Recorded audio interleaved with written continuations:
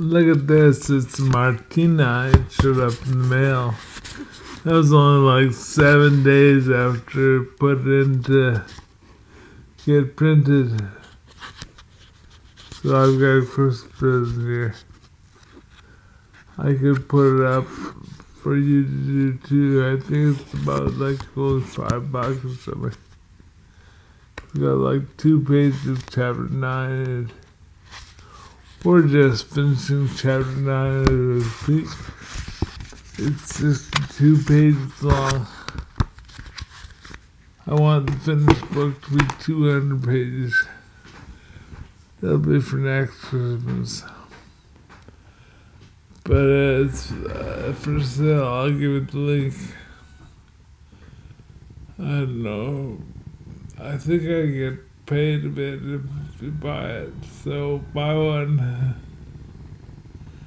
I don't know. It's quite cool though. I was living this there in my tiny home. But I can almost remember the first paragraph.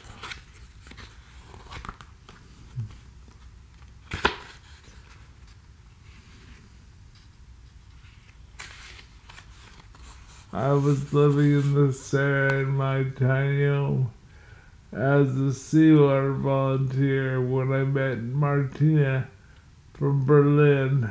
She was exotic and beautiful, more gypsy than Aaron Race, and was pulling a tiny home for herself behind her 30-year-old Tesla. I was intrigued. My name is Grant Belcher. Those were the days we were cleaning up the desert. From Australia to New Zealand, pumping seawater in for desalination and growing algae in ponds we hope would evaporate and create rainfall. Everybody on the web was involved somehow, from the massive Patreon accounts on YouTube to the thousands of tiny home volunteers like me. That kind of thing. I mean, the whole story is on a YouTube playlist. If you look it up, I'll give a link. But then again, I'm much more worried about apathy. That it's so many people talking about problems, and it's so few that's actually getting their creativity fueled and getting at it and trying to solve things. Yeah, dear Norwegian guy, I've been meaning to write you a letter for some time, but now I got that book in the mail, and I'm thinking I'd like to send you one if you're available. Or no, if you give me your address, I think it's on your page. The Sarah Forest page. I'll have a look. Your name's probably there too. I'm calling it Lars just because that's the only Norwegian name I can think of. And the point of the thing is that we gotta do I believe that the greenhouse effect will be dealt with if billions of dollars are spent on sulfur for global dimming, and then that'll buy like 5 or 10 or 20 years. And in that time, we have to do serious greening of the deserts. They called it also the Charlie Payton quote that I use a lot.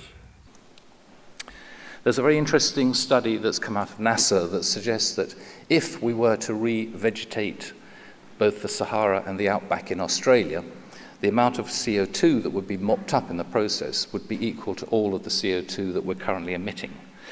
So I guess I'm running to ask you to revegetate the Sahara and the Australian back. You guys are kind of figuring out how to do it with seawater.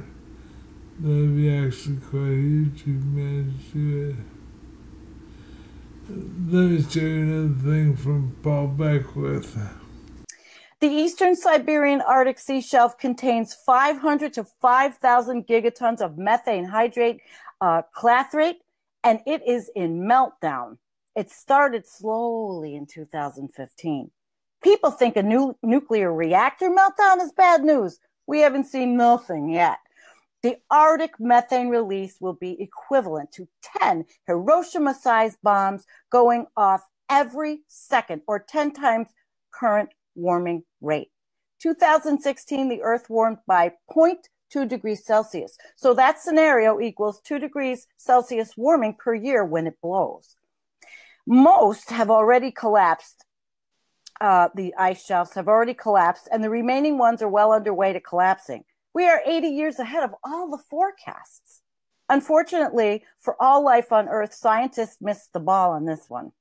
Governments did not listen and act appropriately, and the big fossil fuel industries fought tooth and nail to keep their pennies and dimes coming in. They sold the world, they lied to the world, and they condemned the world for a few beans. In February, you had stated that the NTHE, near-term human extinction, was ridiculous. Given all the weather events, Paul, this year, and what all those scientists said at COP23, and I watched all of the videos about the seriousness of our situation, you did say in your last interview that I saw you with Guy McPherson, your view has changed.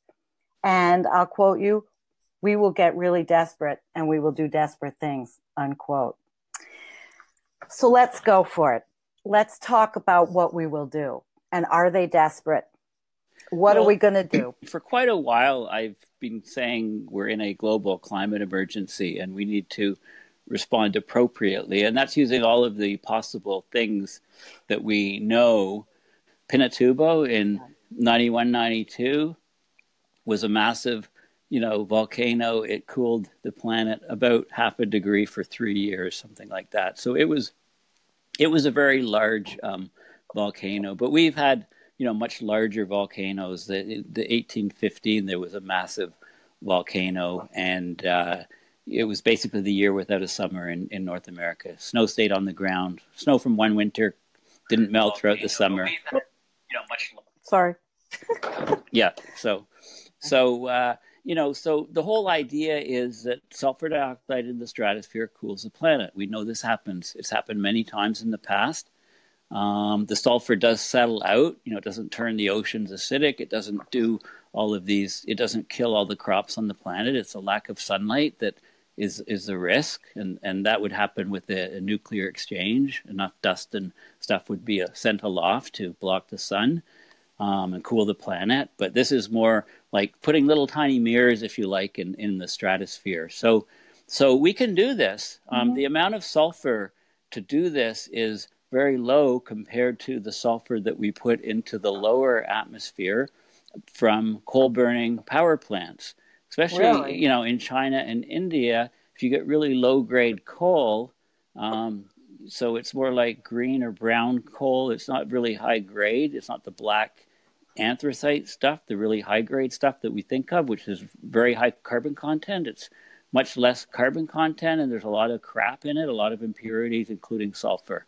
And when that stuff is burned in coal-burning power plants, it puts huge amounts of sulfur dioxide into the lower atmosphere. But because it's only in the lower atmosphere, it gets rained out within about a week, doesn't alter the climate too much. It doesn't, it can cool things for a week or so. So yeah, the idea of global dimming is what we're talking about. So we can, the technology is very easy and it's very inexpensive. In fact, it's the amount of levels, and we're talking, I don't know, a couple $1 billion a year, maybe up to 10 at the most, to cool the planet a degree, if we wanted. And it's almost within within the realm of like billionaires. So this is my proposal. I got a bit of cash myself, but not $1 billion. And I know that people with $1 billion don't want to blow it on charity. I mean, the cooling action that's being proposed could be paid for in part by like $1 billion from Canada, $1 billion from China kind of thing. But then the rest goes to entrepreneurs, Bill Gates and Elon Musk and such. So how do we make them an investment rather than charity? Well, my idea is that groups like the Sahara Forest Project should get into making houses rather than vegetables.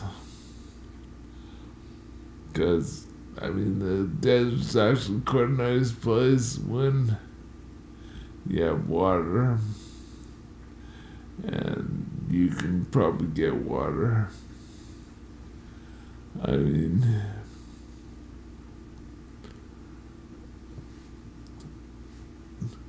I've found solar now at 2.4 cents a kilowatt. So that makes a difference. That's really cheap. I mean, even though like reverse osmosis takes tons of energy, it might even almost be doable at that price. So we make these houses. So $1 billion is $1,000 million. So we make $1,000 million houses. That'd be the goal, to somehow, well, make a few thousand of them in different countries and use oil money to pay for them, because there's oil money around. There won't be after it gets replaced by somebody else. What else? Yeah, and then somehow make all the billionaires make money that we can. They're into that.